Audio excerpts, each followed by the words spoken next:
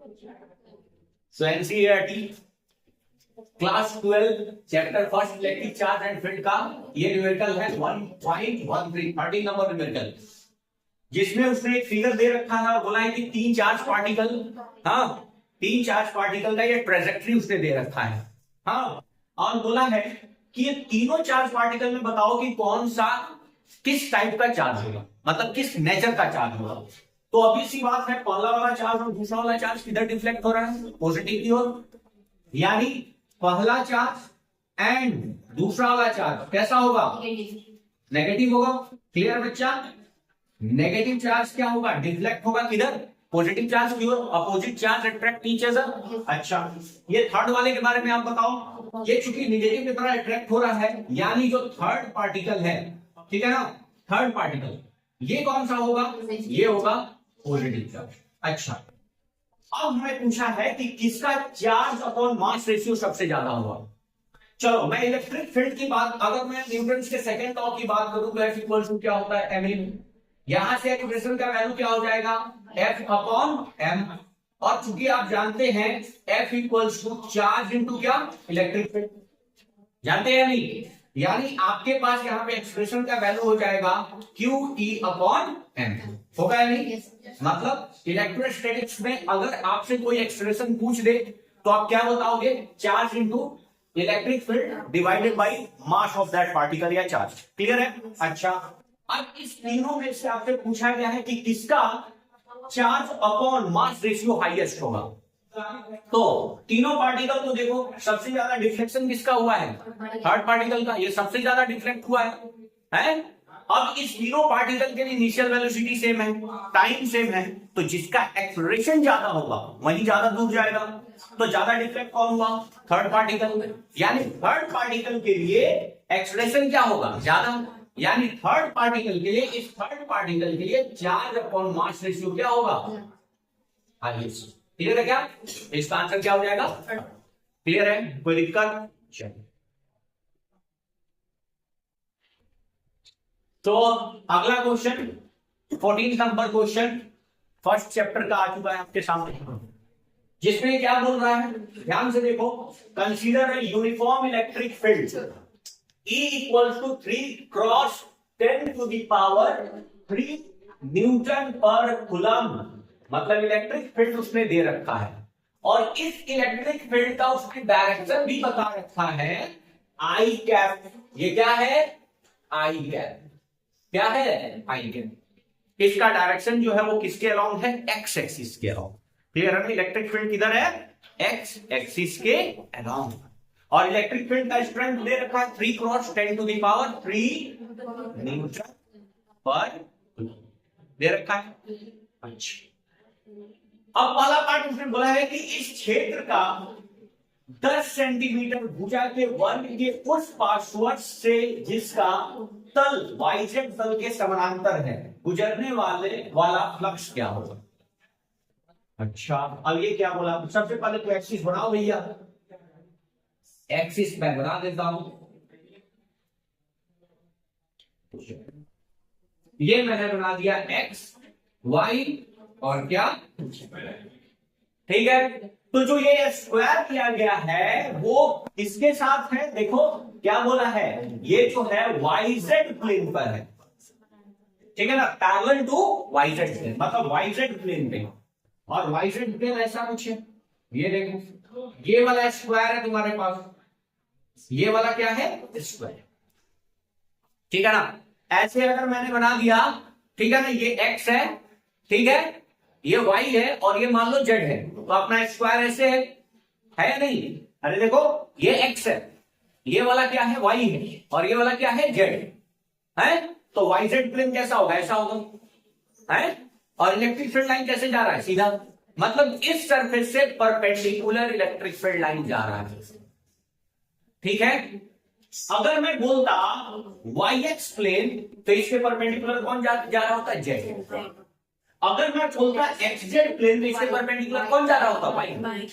बिल्कुल दिमाग में बात समझ आ रहा है ना, हमेशा तीनों एक्सिस पे एक दूसरे पे परपेंडिकुलर है, x y z, तीनों एक दूसरे पे परपेंडिकुलर है, तो किसी दो एक्सिस के अलोंग अगर प्लेन ले लिया तो थर्ड एक्सिस उस पे क्या होगा, परपेंडिकुलर।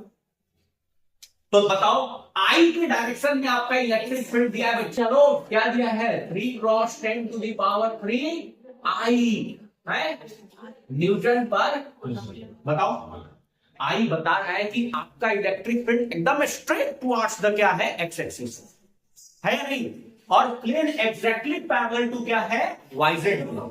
तो इलेक्ट्रिक फील्ड वाईजेड प्लेन से डायरेक्ट क्या चीजते हुए सीधा परपेंडिकुलर बाहर जा रहा है, जा रहा है या नहीं। अरे बताओ भाई, ये वाईजेड प्लेन से एक्स प्लेन जो जा रहा है, एक्स एक्सिस जो जा रहा है वो इसको चीरते हुए जा रहा है, यानी ये कंफर्म हो गया जो आपने जो स्क्वायर दिया है 10 सेंटीमीटर भुजा वाले, इसके परपेंडिकुलर इलेक्ट्रिक फील्ड है। कोई शक, कोई शक, मतलब यहां से इलेक्ट्रिक फील्ड क्या है, इस पे परपेंडिकुलर, ये इलेक्ट्रिक फील्ड इस पे क्या है, परपेंडिकुलर। अच्छा एरिया वेक्टर फिर क्या होगा, क्योंकि आपसे तो बोला क्या गया है, फाइंड द फ्लक्स, क्या बोला गया है, फ्लक्स, और फ्लक्स क्या होता है बच्चा, फ्लक्स इक्वल्स टू होता है E डॉट A, पता है ना बच्चा है। और जो टेढ़ा मेढ़ा टीला पतीला अगर आपका सरफेस हो तो हम डीएस लिखते हैं, छोटा छोटा इंटीग्रेट करते हैं, यहाँ तो एकदम बढ़िया से स्क्वायर मस्त एकदम, और उस स्क्वायर के हर एक पॉइंट पर इलेक्ट्रिक फील्ड क्या है, परपेंडिकुलर। बात समझ में आ रहा है क्या। अच्छा तो सर हमें एरिया वेक्टर चाहिए, and area vector is defined perpendicular out from the surface, perpendicular out from the surface. अच्छा एक बात ये भी ध्यान रखना कि किसी भी सरफेस के किसी भी सरफेस से अगर परपेंडिकुलर इलेक्ट्रिक फील्ड है तो एरिया वेक्टर जस्ट उसके पैरेलल है। सोच लो, अरे ये है इलेक्ट्रिक फील्ड इधर है और एरिया वेक्टर भी क्या आएगा, इधर ही आएगा, perpendicular outward from the surface आएगा या नहीं। Area vector is defined perpendicular outward from the surface. तो इलेक्ट्रिक फील्ड अगर परपेंडिकुलर है तो एरिया वेक्टर से परपेंडिकुलर आएगा, और दोनों के बीच में हमेशा एंगल क्या बनेगा, मतलब यहां से एरिया वेक्टर का भी डायरेक्शन क्या है, सेम है, perpendicular outward from the surface, यानी इस दोनों के बीच में एंगल कितना बन रहा है, थीटा कितना बन रहा है, 0 डिग्री बन रहा है नहीं। बस कहानी खत्म, फ्लक्स निकालना है सर, अरे फ्लक्स निकालना है भैया, तो हमें इलेक्ट्रिक फील्ड E का मैग्नीट्यूड चाहिए, A का मैग्नीट्यूड चाहिए, और कॉस ऑफ क्या चाहिए, 0 डिग्री। E का मैग्नीट्यूड देखो 3 cross 10 to the power 3, 3 cross 10 to the power 3। अरे मैग्नीट्यूड की बात कर रहे हैं भैया, आई कहां से लेके आए, नहीं लेके आएंगे, छोड़ दी उसे, गोली मार दी, क्लियर है। अच्छा ए की बात करते हैं, अरे स्क्वायर का एरिया क्या होता है, साइन स्क्वायर। हाँ लेकिन ये तो सेंटीमीटर में दिया है सर, तो मीटर में क्या हो जाएगा, 0.1 मीटर, और इसका क्या स्क्वायर है, एरिया ऑफ स्क्वायर, अरे एरिया ऑफ स्क्वायर क्लियर है क्या। तो ये वैल्यू फ्लक्स का कितना हो जाएगा बताओ, 3 into 10 to the power 3 into 0.01, मतलब ये क्या हो जाएगा 30, क्या हो जाएगा 30, क्या हो जाएगा 30। अच्छा फ्लक्स का यूनिट क्या होगा भाई,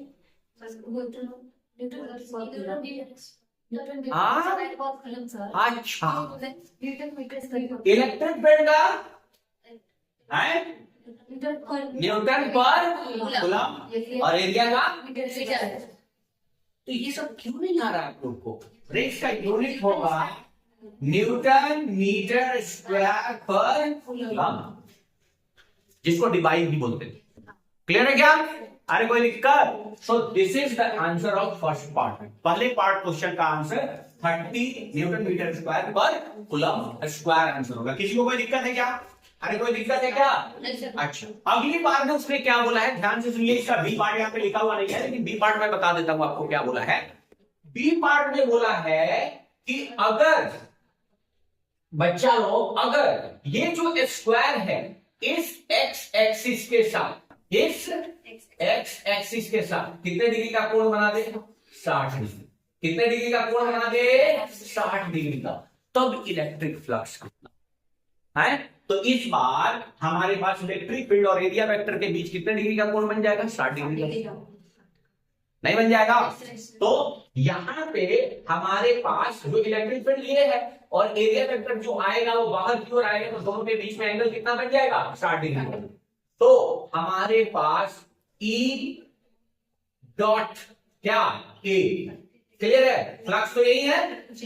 सो ई का वैल्यू तो आपको दिया हुआ ही है, ई का वैल्यू कितना है 3 cross 10 to the power 3 into area का वैल्यू 0.01 और इनटू कॉस ऑफ क्या 60 भैया, कॉस ऑफ स्टार्टिंग का वैल्यू कितना 1/2, तो 1/2 तो ये वैल्यू तो 15 आया था ना, तो क्या हो जाएगा 15 न्यूटन मीटर स्क्वायर पर। क्लियर है क्या, क्लियर है, जस्ट उसका आधा ओके है, ये पार्ट क्लियर है, कुलम नहीं कुलम, ठीक है ना, क्लियर है बच्चा, कोई दिक्कत, चलो नेक्स्ट देखते हैं। अगला जो आपका 15 नंबर क्वेश्चन है, जस्ट इसी क्वेश्चन को रिपीट किया गया है 15 नंबर क्वेश्चन में, और 15 नंबर क्वेश्चन में आपको बोला गया है कि फ्लक्स निकालिए, इलेक्ट्रिक फील्ड सेम है, लेकिन इस बार 10 सेंटीमीटर की जगह पर क्या बोल दिया गया है 20 सेंटीमीटर, और इसमें क्या बोला गया है वर्ग की जगह पर बोल दिया गया है घन, क्या बोल दिया गया है घन, ठीक है ना, घन रखा गया है, क्या रखा गया है घन रखा गया है, क्यूब रखा गया है।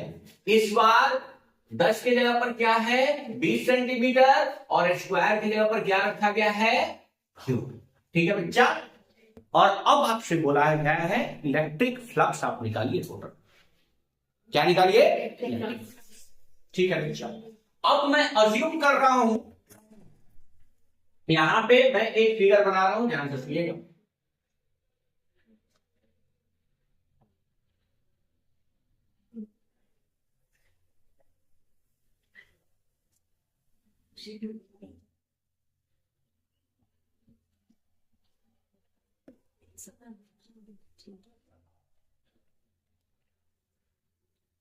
इसको मैं बोल दे रहा हूं जेड, इसको मैं बोल दे रहा हूं एक्स, और इसको मैं बोल दे रहा हूं वाई, ठीक है।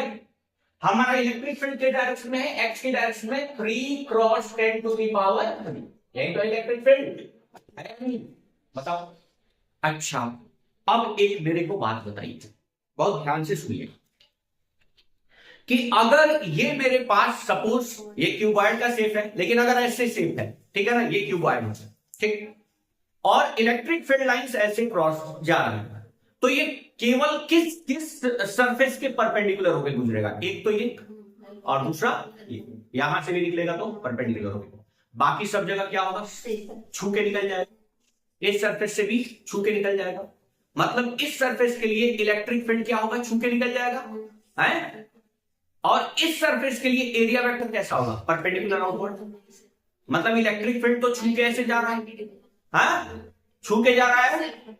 देखो फ्लक्स क्या होता है, total number of electric field lines passes through an area, और इस एरिया से कोई फ्लक्स पास, कोई इलेक्ट्रिक फील्ड पास कर रहा है क्या, नहीं कर रहा है, इसका फ्लक्स जीरो होगा, क्यों बता भी रहा है इलेक्ट्रिक फील्ड का डायरेक्शन ये है, किसी को कोई शक, और एरिया वेक्टर लेंगे तो इस सरफेस के परपेंडिकुलर आउटवर्ड।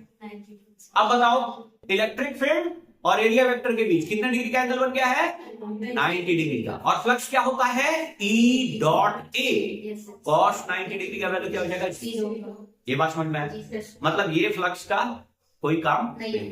अच्छा सेम इसके अपोजिट वाला भी वही होगा कि इलेक्ट्रिक फील्ड ऐसे जा रहा है और एरिया वेक्टर आउटवर्ड, क्लियर है। अच्छा नीचे वाले के साथ भी वही होगा, अरे नीचे के साथ इलेक्ट्रिक फील्ड ऐसे जा रहा है और एरिया वेक्टर ऊपर वाले के साथ इलेक्ट्रिक फील्ड ऐसे जा रहा है, तो केवल इस सरफेस और ये सरफेस के साथ है जा रहा है नहीं। अब बहुत ध्यान से सुनना, इस सरफेस से इलेक्ट्रिक फील्ड बाहर की ओर जा रहा है, एरिया वेक्टर भी सरफेस से बाहर की ओर। अच्छा इस सरफेस से इलेक्ट्रिक फील्ड अंदर की ओर जा रहा है और area vector perpendicular outward from the surface, समझ में आया क्या, समझ में आया क्या, इलेक्ट्रिक फील्ड इनवर्ड और एरिया वेक्टर कैसे लिया जाता है, always outward from the perpendicular outward from the surface, तो इस सरफेस का आउटवर्ड क्या होगा इधर होगा ना, बात समझ में आ गया।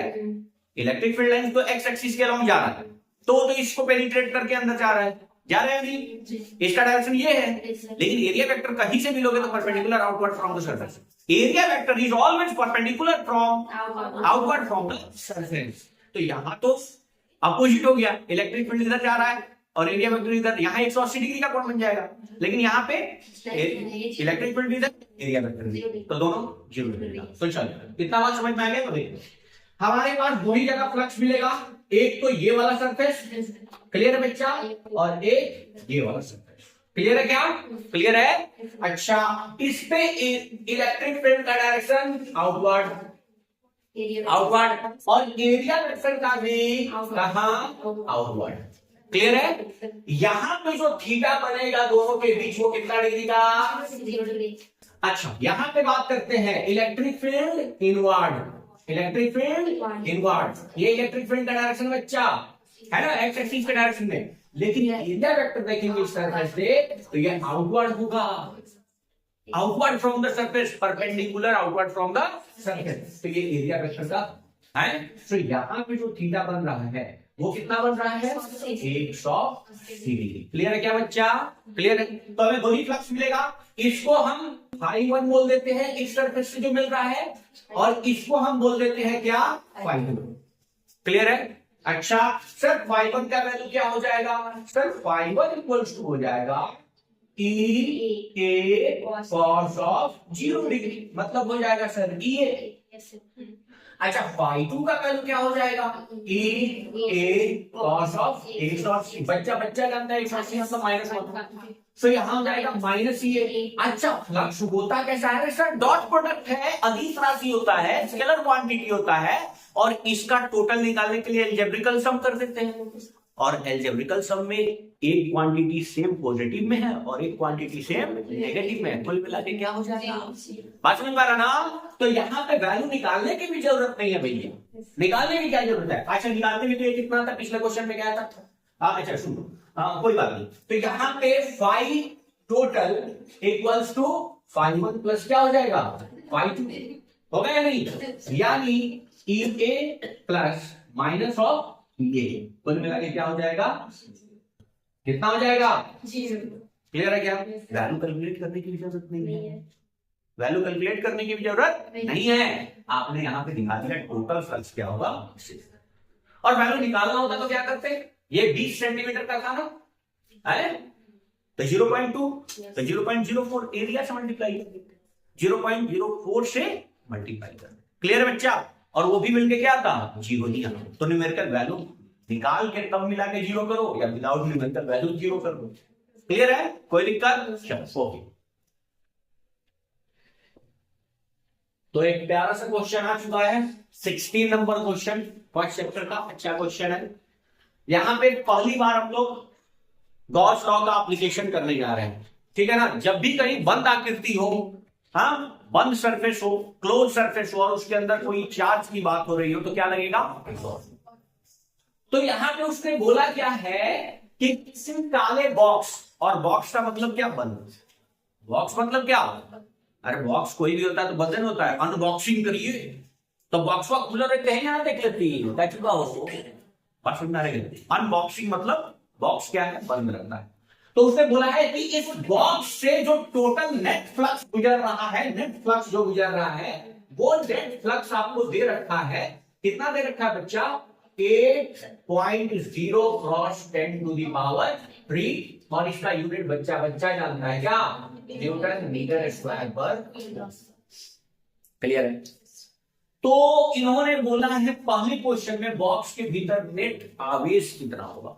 ये तो एकदम सिंपल सा गॉस लॉ का एप्लीकेशन है। गॉस लॉ बोलते हैं किसी बंद आकृति में, किसी बंद पृष्ठ के अंदर जो भी टोटल फ्लक्स होगा वो किसके बराबर होता है? Q in epsilon not. यही तो है, यहां से Q in तो निकालना है कि अंदर कितने आवेश हैं। अच्छा, क्यों? फ्लक्स तो दे रखा है, Q in से मल्टीप्लाई करो, और इसका वैल्यू एप्सिलॉन परमिटिविटी का वैल्यू कितना होता है? 8.85 10 to the power minus 2। Clear है? क्लियर है क्या? तो चलो यहां से Q in का वैल्यू क्या हो जाएगा? Q in का वैल्यू हो जाएगा फ्लक्स इनटू क्या? यहां पे फ्लक्स का वैल्यू है 8.08 टू 10 टू द पावर 3, और इसका वैल्यू कितना हो जाएगा? 8.85 into 10 to the power minus 2। चलिए 8 से इसको गुना कीजिए, पावर पे तो क्लियर हो जाएगा ना आपको। कितना हो जाएगा? 10 टू दी पावर 3 चला गया तो क्या हो गया? -9, और ये मल्टीप्लाई कितना हो गया है बच्चा? 8 × 5 = 40, ठीक है ना। 8 × 8 64, 68 का 8 6 8 9 64 और 70 70 आ रहा है ना। अच्छा, पॉइंट तो 2 डिजिट के बाद पड़ेगा और 1 डिजिट के बाद अगर और पॉइंट को हम डाल दें या फिर छोड़ो इतना ही लिख देते हैं, मतलब इतना कुलम्ब का क्या होगा, आवेश होगा। क्लियर है क्या? इतना कुलम्ब आवेश इस बॉक्स के इनसाइड होगा।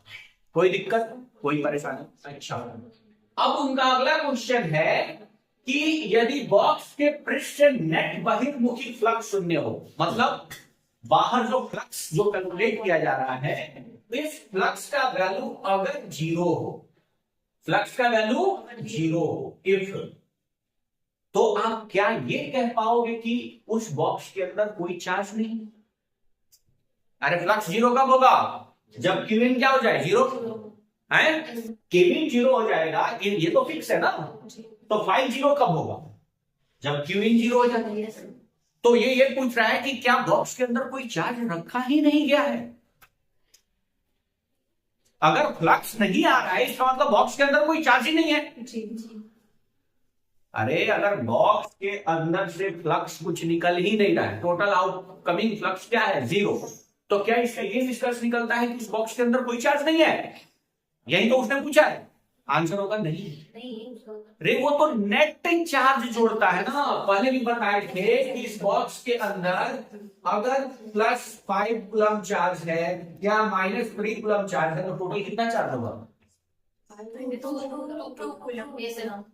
अरे गॉसियन सरफेस के अंदर बताए थे कि नहीं कि बाहर के चार्ज से कुछ लेना देना नहीं, अंदर के चार्ज को कैलकुलेट करते हैं, तो अंदर के चार्ज अभी 2 कूलम है, तो फ्लक्स होगा। अब मानते हैं ये 5 कूलम नेगेटिव का हो जाएगा, तब इनसाइड चार्ज क्या होता है, 0, फ्लक्स 0 हो जाता है। इसका ये कोई मतलब है कि इसके अंदर कोई चार्ज नहीं है? चार्ज तो है, चार्ज तो है। तो चार्ज हो उसके साथ भी फ्लक्स 0 हो सकता है। इसका ये कतई मतलब नहीं है कि अगर किसी क्लोज सरफेस से फ्लक्स अगर 0 हो रहा है, फ्लक्स निकल नहीं रहा है, फ्लक्स का वैल्यू क्या आ रहा है, 0 आ रहा है, इसका कतई मतलब नहीं है कि उस क्लोज सरफेस के अंदर चार्ज नहीं है। चार्ज हो सकते हैं लेकिन उसका अलजेब्रिकल सम क्या हो जाएगा, 0। तो अलजेब्रिकल सम 0 हो जाएगा। तो गॉस का लॉ तो यही बोलता है कि चार्ज इनक्लोज डिवाइडेड बाई क्या, एप्सिलॉन। टोटल चार्ज इनक्लोज अगर हम जोड़ेंगे तो 0 अगर हो गया तो भी फ्लक्स 0 हो जाए, लेकिन उसके अलावा उसमें चार्ज तो रहेगा। चार्ज तो है लेकिन सबको हम जोड़े तो क्या हो गया, बात समझ में आया क्या? यानी इसका कोई आवेश नहीं है। ये आंसर क्या है, गलत नहीं। हो सकता है उसके अंदर आवेश हो लेकिन उसका अलजेब्रिकल सम क्या होगा, 0।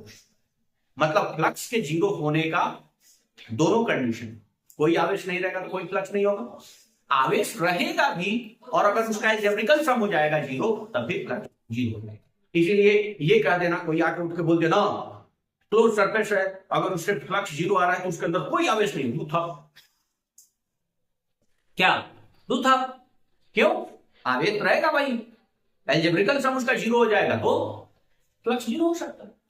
तो कतई मतलब नहीं है कि उसके अंदर आवेश नहीं होंगे। हाँ, आवेश का टोटल अलजेब्रिक सम 0, ठीक है ना। तो फ्लक्स दोनों तरफ से 0 हो सकता है। आवेश हुई नहीं और आवेश हो लेकिन उसको ऐड करने पे क्या हो जाए, 0। क्लियर है? आंसर क्लियर अच्छे तरीके से लिख पाएंगे? ठीक है, ओके।